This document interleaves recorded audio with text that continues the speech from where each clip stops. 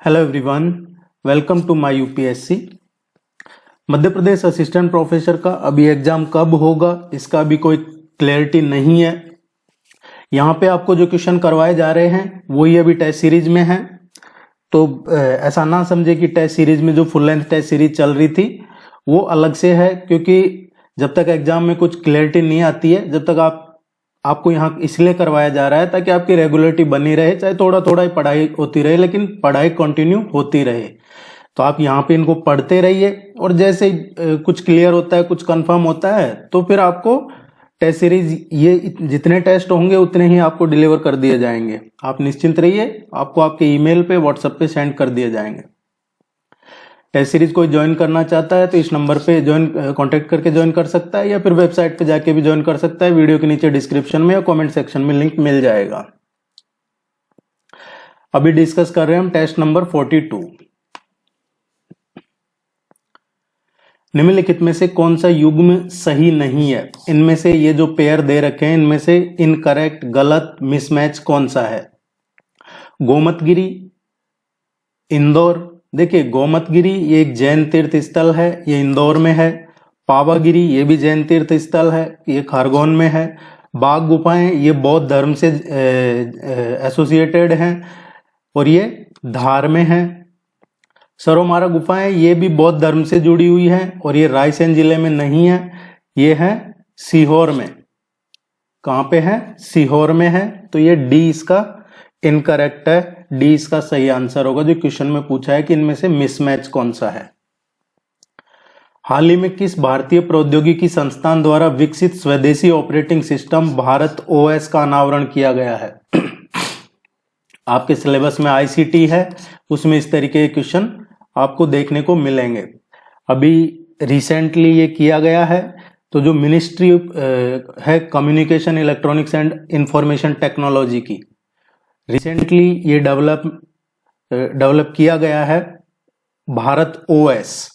इसका जरूर नाम ध्यान रखिएगा, भारत ओएस, क्योंकि ये पहला home grown mobile operating system है। भारत का पहला home grown mobile operating system है ये बाकी से अलग क्यों है? क्योंकि देखिए ये भी होने को तो एंड्रॉयड ही है, लेकिन बाकी में और इसमें, बाकी एंड्रॉयड में और इसमें फर्क क्या है?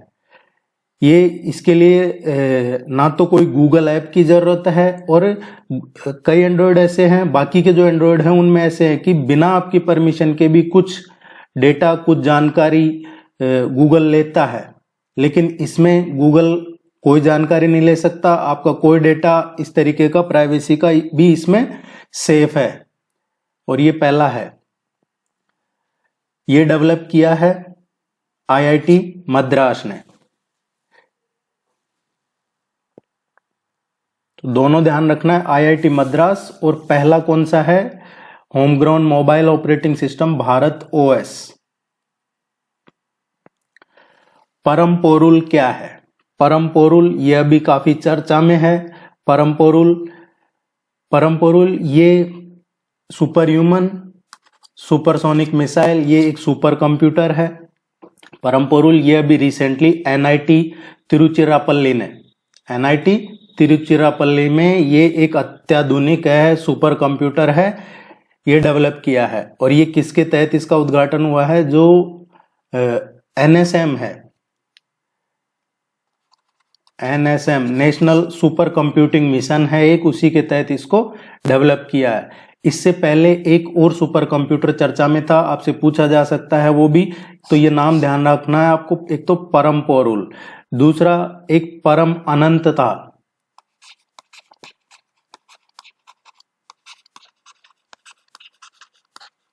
परम अनंत ये भी सुपर कंप्यूटर था। इसको किसने डेवलप किया था? इसको डेवलप किया था आईआईटी गांधीनगर ने।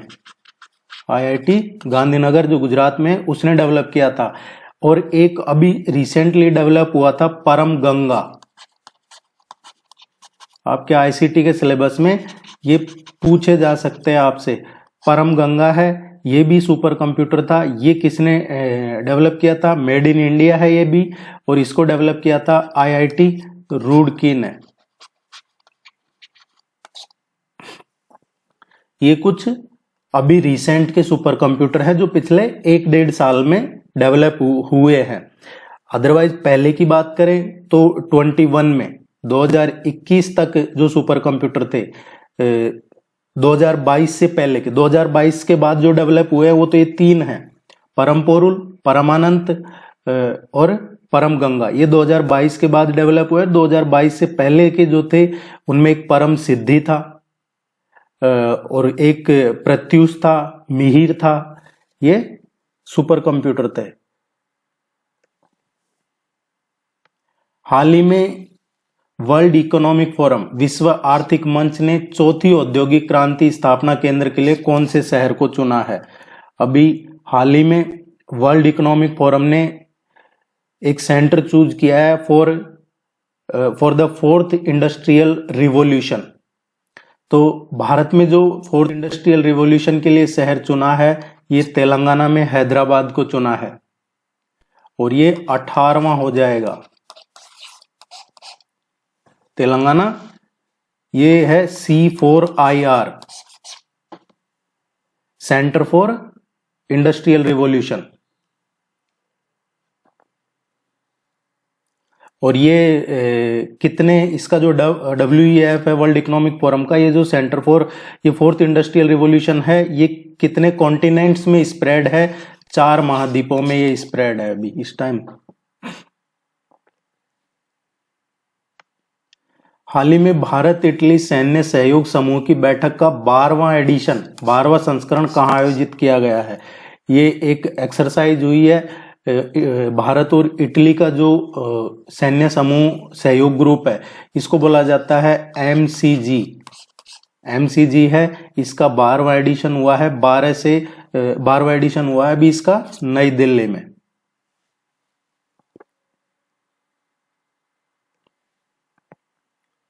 जो इवेंट्स है हमारे सिलेबस में है तो पूछे जा सकते हैं। उत्तर प्रदेश का ऐसा कौन सा इकलौता जिला है मध्य प्रदेश से 3 तरफ से सीमा साझा करता है? मध्य प्रदेश से 3 तरफ से सीमा साझा करता है, वो ऐसा कौन सा जिला है उत्तर प्रदेश का जो मध्य प्रदेश के साथ 3 साइड से सीमा साझा करता है? इस तरीके से आपको मैप बेस्ड भी एक क्वेश्चन देखने को मिल सकता है आपके एग्जाम में। ये है इसका यूपी का ललितपुर, ये 3 तरफ से मध्य प्रदेश से बॉर्डर शेयर करता है और ललितपुर वैसे भी यूरेनियम और तांबे के भंडार के लिए फेमस है। मध्य प्रदेश लोक सेवा आयोग में अधिकतम कितने सदस्य हो सकते हैं? कितने सदस्य होंगे? अधिकतम ज्यादा से ज्यादा कितने मेंबर हो सकते हैं MPPSC में? देखिए MPPSC में क्या है, एक तो चेयरमैन है, चेयरमैन के बाद में है जो 1, 2, 3 और ये 4 मेंबर होते हैं MPPSC में। फिर एक होता है इसमें सेक्रेटरी। इसके बाद में ये चेयरमैन के अंडर में आता है एक कंट्रोलर ऑफ एग्जामिनेशन। एक और कंट्रोलर ऑफ एग्जामिनेशन होता है, वो इसके सेक्रेटरी के अंडर में आता है और सेक्रेटरी के अंडर में ही 2 डिप्टी सेक्रेटरी होते हैं। तो हमसे क्वेश्चन में पूछा गया है कि अधिकतम कितने सदस्य होंगे इसमें, तो मैक्सिमम जो सदस्य हो सकते हैं 4 हो सकते हैं, 5 हो सकते हैं इंक्लूडिंग चेयरमैन, क्योंकि चेयरमैन भी मेंबर ही होता है और 5 मेंबर में से किसी को एक को चेयरमैन बनाया जाता है। तो बी इसका करेक्ट आंसर है।